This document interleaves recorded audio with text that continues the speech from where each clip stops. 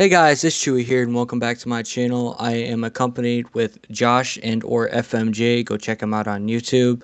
And today we're going to be discussing or talking about in this podcast about, I said that twice, but that's alright. We're going to be talking about Rainbow Six Siege, its flaws and its perfections. So, Josh, you want to introduce yourself? What's up, guys? My name is Josh and/or FMJ, whichever you prefer. Alright, so like I said in today's video, we're going to be doing kind of like, me personally, I'm going to try to keep this as far away from a rant as I can, because it's not an all bad game, and if you guys haven't played it yet, I do highly suggest it. So, Josh, is there any subjects you would like to touch on first? Let's talk about the nerf that's about to happen. The nerf to pulse and the semi-automatic shotguns. What do you think about that? What do you think about Pulse's best weapon being nerfed as well as his radius with his meter? Um, I I think they should leave the okay, maybe nerf the range on all the semi-automatics and only nerf the damage on other characters semi-automatics. Maybe not Capivera's, but Frost and Valkyries for sure. But when it comes to Pulses and Castle's shotgun, I think it should all round kind of be left alone. The only thing that really makes Pulse's shotgun good. We're gonna have to start over. I'm sorry. No, I'm so, it's fine. No, I it's fine. Let's swallowed keep going. water the wrong way, bro. No, but the only Shit. thing that really makes Pulse's shotgun good is the fact that he knows where everybody is, which that's what needs fixed. Not I don't necessarily think the M1014, which is Pulse's and Castle's shotgun, needs to be fixed at all.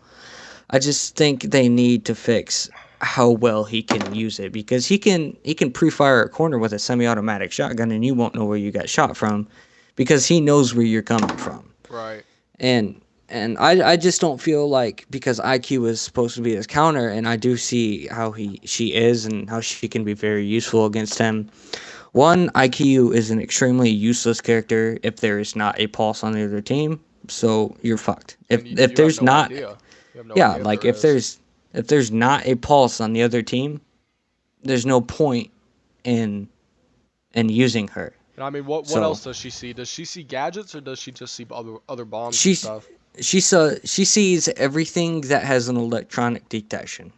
Like, I feel like even though you know where those things are, I don't think it would really matter because 9 times out of 10 they're behind a reinforcement, and if you're playing like hostage or something, I mean, Yeah, I you mean, you take your drone in there anyways. You probably already know where they're at. IQ is pretty much useless, although her rifle's very good. But yeah. the thing that really needed to be fixed on Pulse was his quick switch, how fast he could switch from his camera to his shotgun, which was incredibly fast. I don't know if you've ever seen it before, but it's incredibly fast, and they're nerfing that.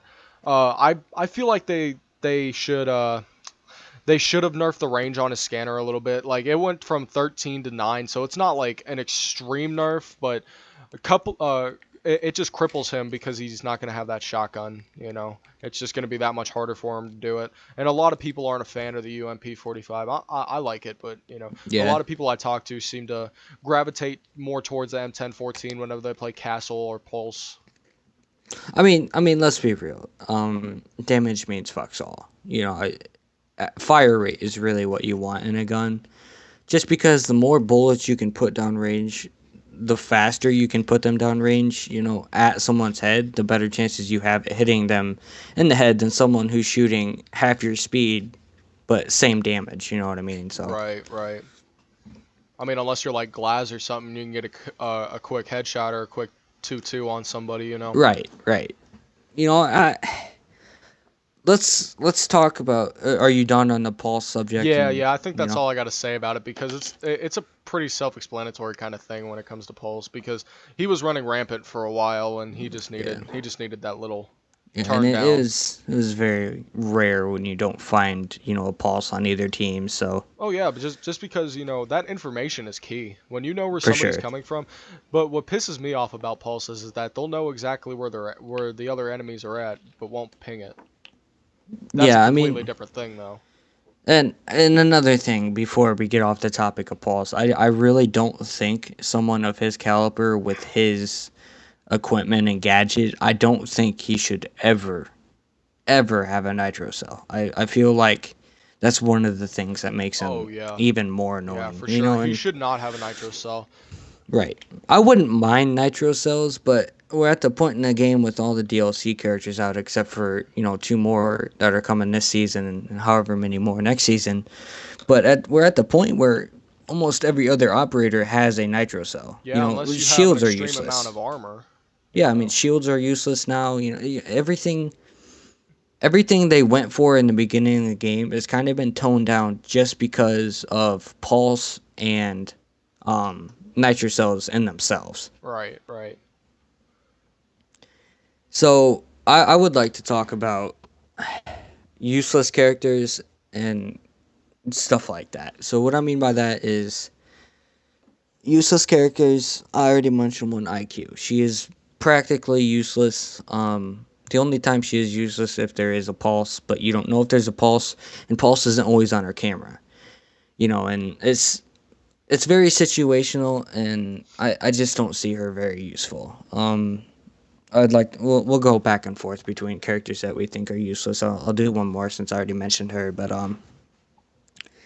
I do feel that Tachanka is you need you he's he's counter of what you need this game to be.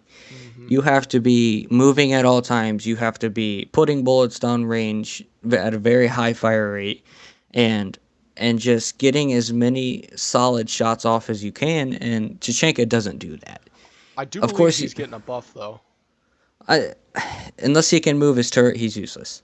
Yeah, yeah, that's true. I mean, you're a sitting duck. If you're not looking directly where they are, you're a sitting duck. You're gonna get shot in the head. There's no question. And the main reason, other than that, you're a sitting duck with them is there in most defense. There's gonna be 3 or 4 different ways into that room, two or Hmm. three windows, You a can't cover them doorway. all. Yeah, you can't turn 360. You can't, you can only turn like left and right, straight left and right. You Yeah, so can't turn behind 180. you. So, it's just, I wouldn't say he's useless. He's just very, very underused because he's not a good character. I mean, he's basically just Capkin without traps and a I mean, nitro cell. Does he have I a nitro guess cell? I can't remember. I don't think he does, but I get you could really say that for any character that's the same as Oh another yeah, character yeah, because that's most of true. them Most of are. them are pretty similar. Yeah. So, is there any? I'm sure there is, but Uh, any character you want to talk about that you think's useless? well, first off, let me touch back. Hold on a second. Let me touch back on IQ. There's no redemption for her. Like you can't buff her enough for her to be a viable pick where you will actually see her in a ranked game. Hmm. You might see her in some casual play, but just because her weapon's very good, and when you play in casual, you don't run across a lot of people that really know what they're doing. But I mean, you can't buff that. There's nothing you can buff unless she had a power like Thatcher. Now, if Thatcher and IQ were fused together, she would be a viable pick. But since you already have your Thatcher, and you can pretty much already tell where they're at, because all you have to do is put a charge on the door or the wall or whatever you're using, and hey, there's something there. Or 9 times out of 10, if there's a mute there, you're gonna know because you obviously can't get into the objective most of the time. And you can hear it. Yeah, you can It's hear it. It's very loud, and same with the shocks, the shock things that what's his face puts down, and the ADS Bandit. systems are loud as hell.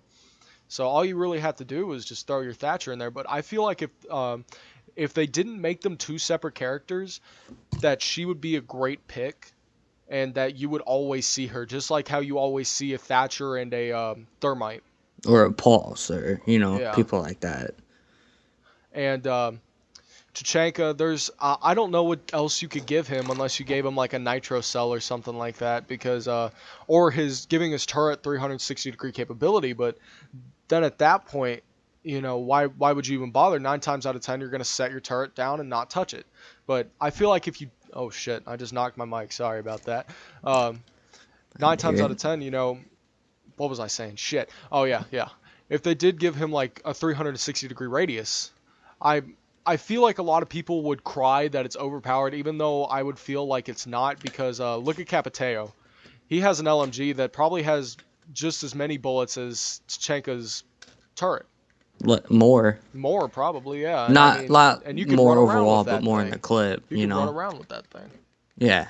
I mean, Capavera and the new DLC characters, a lot of people find them useless and like not so good. I find them to be very excellent characters. I Yeah, feel they're fun like characters. you don't see, and what a lot of people see, that's why is because a lot of people don't understand with Capiteo. You can you can either flush someone out with his bow, or you can pin him in a corner to where they can't go anywhere. You know where they're gonna be at if they didn't run through the fire.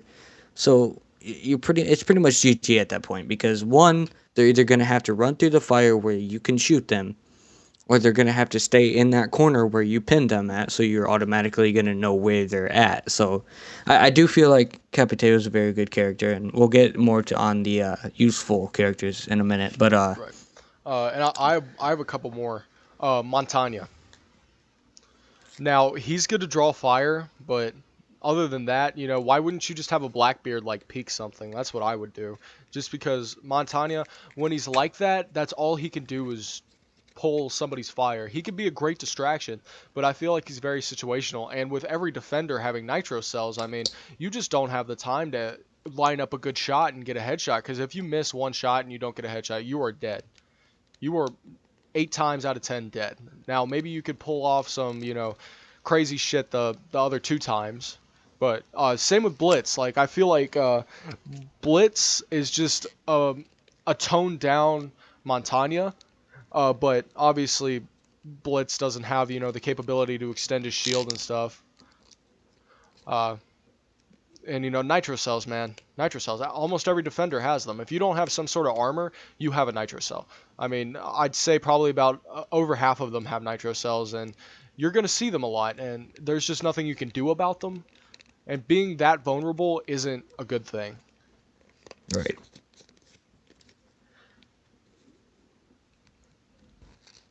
Did But you want to say the second one you had? Because that you was said you had a that couple. that that was the second one I had. I just Okay. kind of lumped them up there together there. Okay. A lot of people, and I mean a lot, are gonna disagree with this.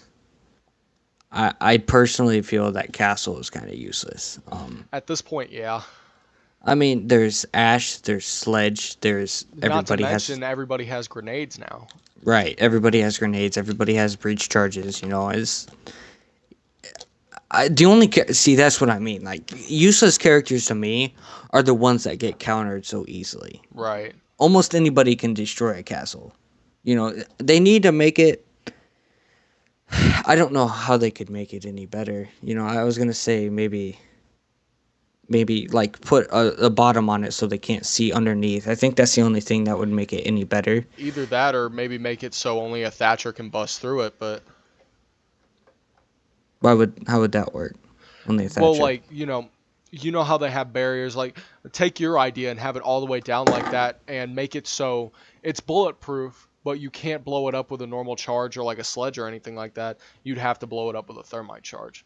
But then again, you'd That you'd would have so be. much I sealed think that would off. be a little bit too much. Yeah, you'd have so much sealed off. It's a hard thing to put out there. I mean, yeah, Yeah.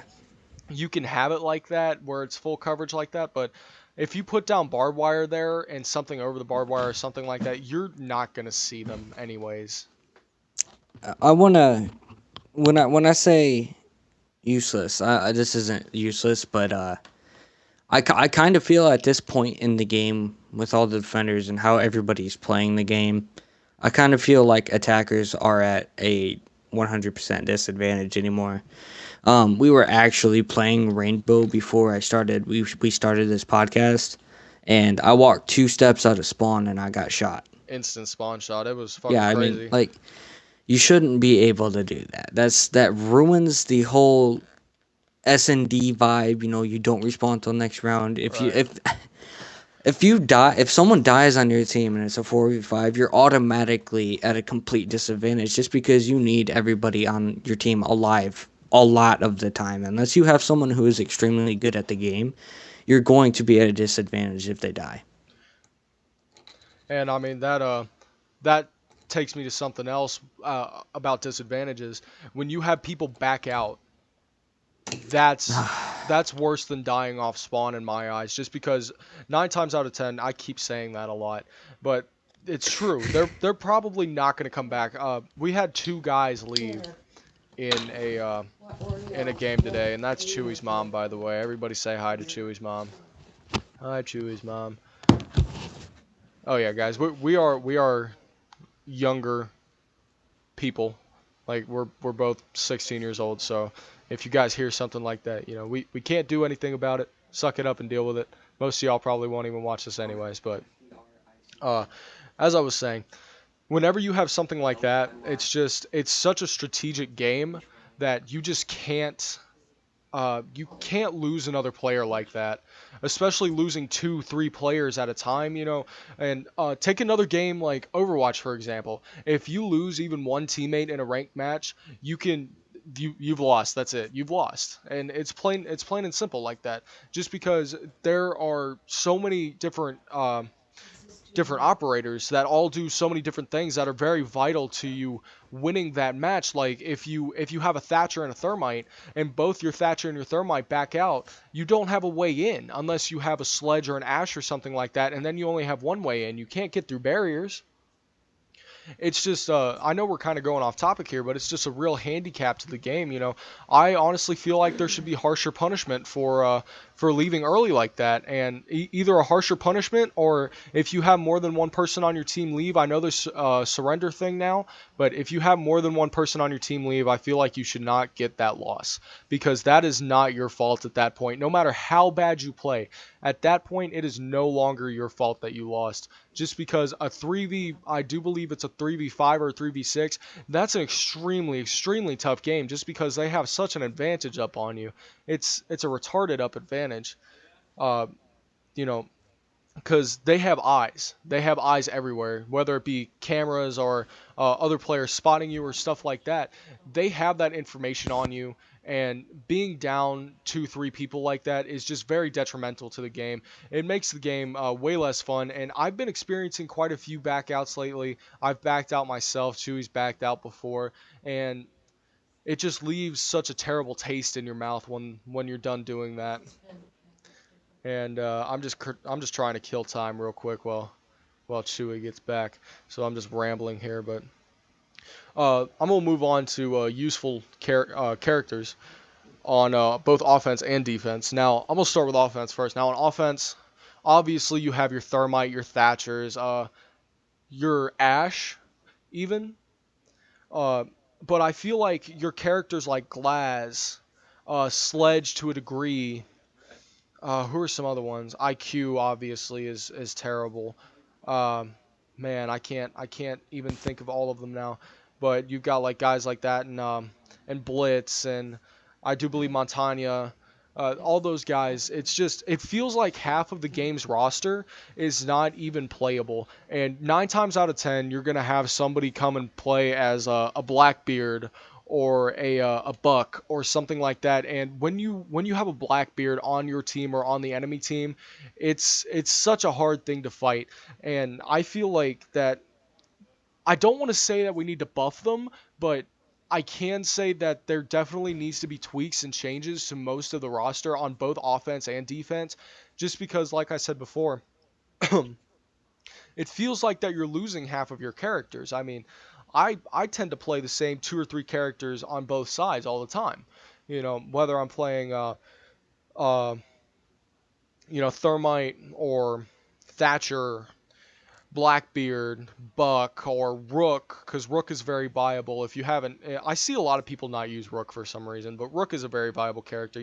Rook, Frost, who else am I thinking of? Who else am I thinking? Mute, you know, but it definitely needs some change. Um, I feel like that the DLC characters this time around, you're not tied down to them like when Blackbeard and Valkyrie came out. When Blackbeard and Valkyrie came out, all you seen for the longest time was just Blackbeard and Valkyrie, and that's just it's such a shitty thing, just because they made all these characters and designed them to play a role in the game, and it's just They're not good at the roles that they were designed for. I'll go back to an earlier statement like Montanya, or not Montanya, Blitz. Why the fuck would I play Blitz when I can play Montanya? If I wanted to draw fire, I would play Montanya. Because that's all a shield guy is good for. Because you're gonna break in. Sorry, you are going to break in. They're going to see you coming. You might draw some fire. Your team might get some picks, but you're going to trade your life most of the time, and that's no joke. It's really not, but it's something definitely needs to be done about that. I'm not sure what needs to be done, but a few minor tweaks here and there would be very, very, very welcomed. So, Chew, you want to add anything to what I just said while you're gone? Yeah. First off, I want to say sorry about that, guys. I literally, before I came in here to record this video, I told my mom I was recording. She's like, "Oh, sure you are," and then she walks in. So I apologize for that, guys. I'm not in a good mood anymore, but that's all right. Useful characters, useful characters. I'm gonna add on defense. Um, I do think Valkyrie is a very, very, very useful character. Um, the only problem I have with her isn't with her. That's the thing. The only problem I have with Valkyrie is the idiots who use her. Who throw two cameras in the objective room, and then one down the hall, and then another down a different hall. No, throw one outside where there's not a camera. Put one in the objective room. If there's any stairs that are leading up to that objective room, put them on the stairs. And if there's a good spot left over after that, then put it there or put another one outside. That's how Valkyrie should be used, but no one understands that. So, yeah. Well, like I was saying earlier, it feels like half the roster on both sides isn't really uh, being played. Yeah, for sure. And I feel like some minor tweaks here and there would probably help that out a little bit. I couldn't give you uh, like details on that, but I just feel like some can definitely be changed with all of them to assure that most of them get played. Yeah. Yep. Anything else you'd like to talk about? Um, let I want to put my personal opinion in here about roaming. Um, I don't think it should be allowed. I don't think you should be allowed to leave the objective floor, and people, including Josh, disagree with that. And I do understand how you can disagree with that. I do understand why you think that's stupid. But you also got to think it's not fun to be killed by someone on the first or third floor when it's on vice versa. Say the objective's on the third floor. It's not fun to get shot by someone who's on the bottom floor. It just takes the element of okay. Let me add this. People are gonna say, well, it takes the element of surprise out. It takes they're gonna be in the objective room. Why wouldn't they be? Rainbow Six Siege is a completely 100% based objective game. The only objective there is to either capture the objective, place the bomb down, or steal the hostage. Why is it so hard to defend those things? I don't know if you guys have ever seen a roamer, but if they get cleared out, everyone but that roamer, you lose. Because that roamer's not there to do anything. Roamers hurt and could win you rounds. They hurt you by if they don't win you that round, they're not going to be in the objective room to stop the biohazard securing. They're not going to stop the defused bomb. They're not going to be able to there to stop you from stealing the hostage. And it just it takes away. I seem to get, and the reason I probably have a problem with this is because I probably get all the bad roamers. I get the roamers who are last alive but didn't kill anybody, and they're 2 floors up or 2 floors down, and they're not going to be able to get to the objective before it's captured.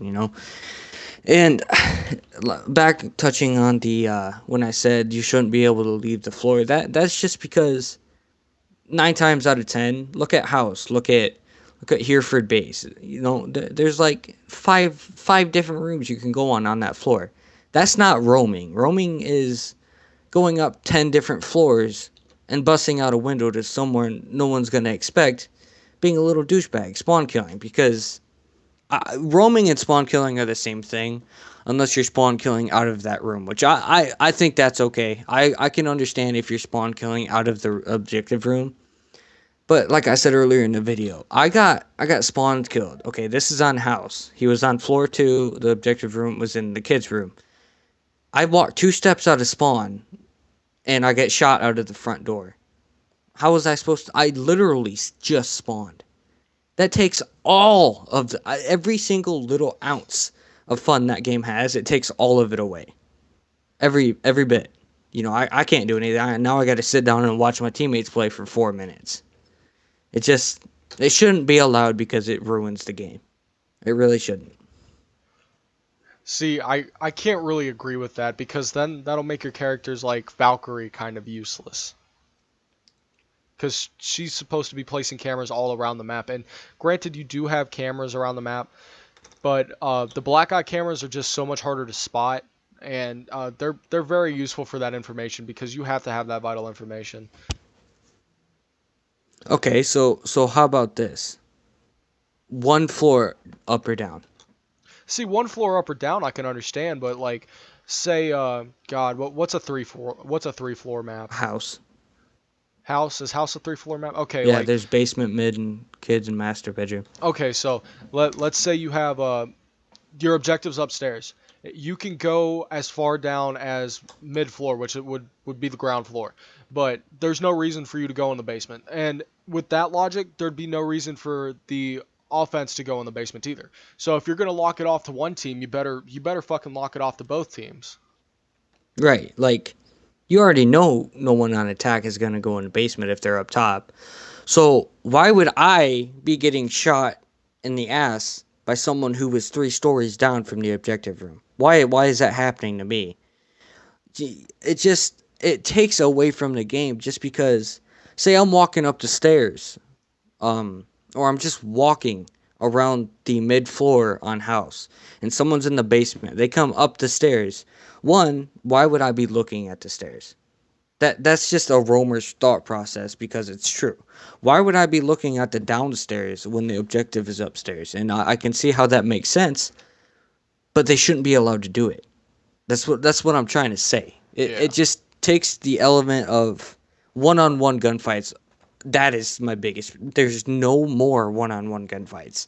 You either get shot in the ass or you get random headshotted. And I'm not even gonna get into the one-shot headshot because it's really not that big of a problem. It's just annoying. Yeah, but just touch on that real quick. That would make the competitive scene way better. Just like if they were two-shot headshots, but that's besides the point. I'm talking like tourneys and shit like that where people are playing for real money. Yeah. But anyways, let's say one positive thing before we end this. The one thing that Rainbow Six Siege, in my opinion, does flawlessly is destruction in the game, Yeah. and that's no joke because especially if you have like yeah, What was that, I dude? choked, I choked. But Choke on air. yeah, I choked on air.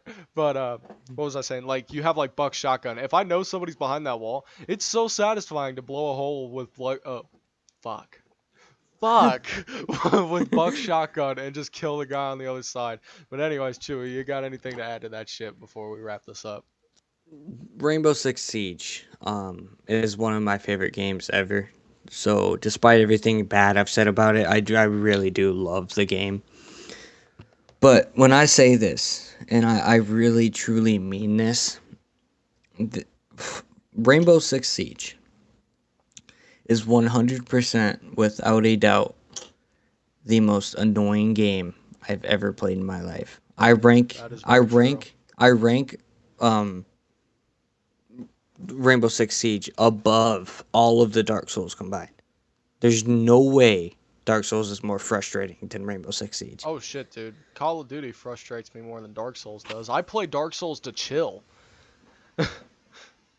Yeah, I mean it's just there's so many things that takes away from Rainbow Six Siege that they could easily fix, and it's just it just takes away from it. There's a lot of things that take away from that game that would make it a lot more fun.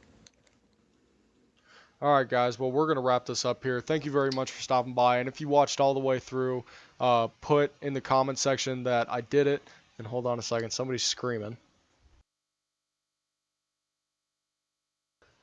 Okay, sorry about that. But if you guys watch to the end of the video, make sure you put something down in the comments for us. Leave a like on the video if you liked it, and if you dislike it, leave a dislike. Links to channels and Twitches and You Twitters and took all that that. from my last video. Yeah, I did. I did take that from your last video. My But mic was muted and I didn't realize it. I wasn't saying anything important, but anyways, we're gonna get the fuck out of here. Make sure you check the description. You know. guys, the same day that this video is going up, which would be Thursday, right? Yeah. Yeah. Thursday the 18th. The same day this is 17th. going up on my channel. Today was the 17th. But the same day that this is going up, I will also have a Batman the Telltale series going up. So make sure you guys go check that out. I am very excited. Literally going to go record it after this video, but Yeah, same I'm here. I'm extremely excited to bring you guys this game. I've played a little bit of the first episode and it was extremely fun. So hopefully you guys enjoy that, and I will see you guys in the next one. GG. Peace out, y'all.